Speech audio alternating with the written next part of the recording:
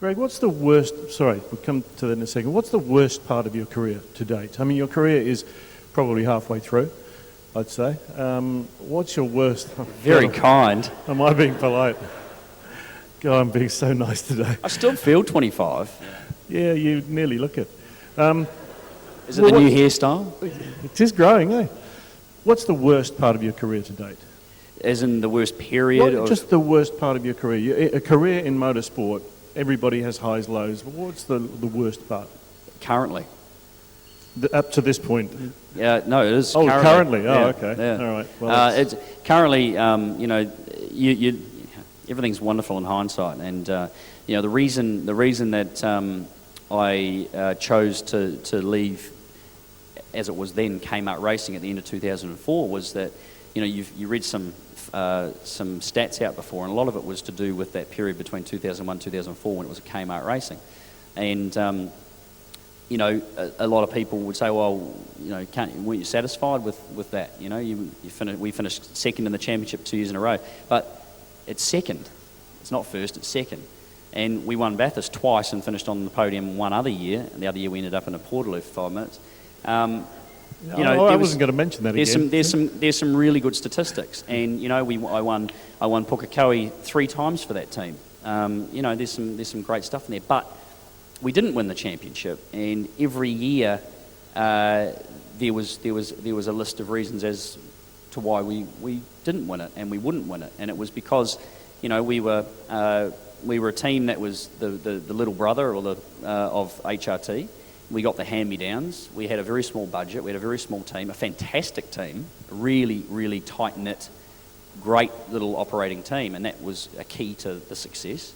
But there was no path or there was no plan for the future, and I didn't know where it was going, and it needed to take that next step up if we were going to be genuine, consistent championship contenders. And I at the middle of 2004, I said, well, what's going to happen? What are we going to do? And it was like, we don't know.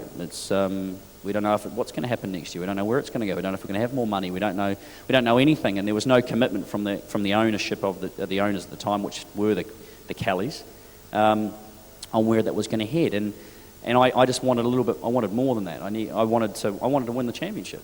Second was first loser, and at the end of the day, it's about who wins the championship. And so that was my decision. I decided that, listen, I needed to go somewhere else. I needed to make a change. It was 4 years. It had been a great 4 years, but it was time for a change. And I made a change which I thought was going to provide me with that. It didn't. The Tasman motorsport scenario was something that was in planning for a while, a long time before I went there. And the plan did include me at some stage, and so that's where I've ended up. And everyone involved with that operation has put in a massive amount of effort, but it's been very disappointing what we haven't got out of it, and it's very hard. It's been very hard because I have an association, a closer association with that team than any other, through my father being involved with it, with the other owners of the team who are people that I've known for a very long time, and the plan was a great plan. It hasn't worked out, and it's not just the fact that we haven't had results, and personally I haven't achieved what I want to achieve as a race car driver. It's the whole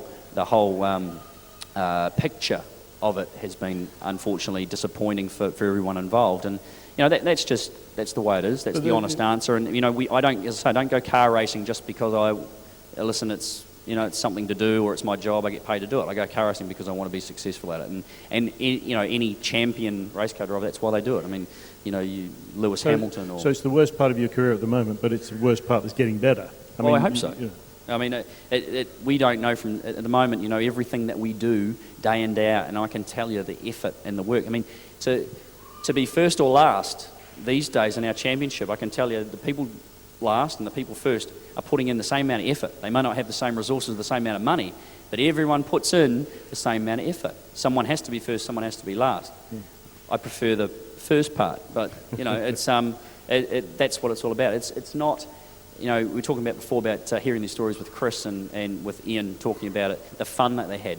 Unfortunately, now we're in a business that is a big, big business. There's teams varying in budgets in V8 supercars from $10 million at the top to 3 million or 3.5, 4 million at the bottom for 2 cars. So the variance could be up to $6 million for a 2-car team.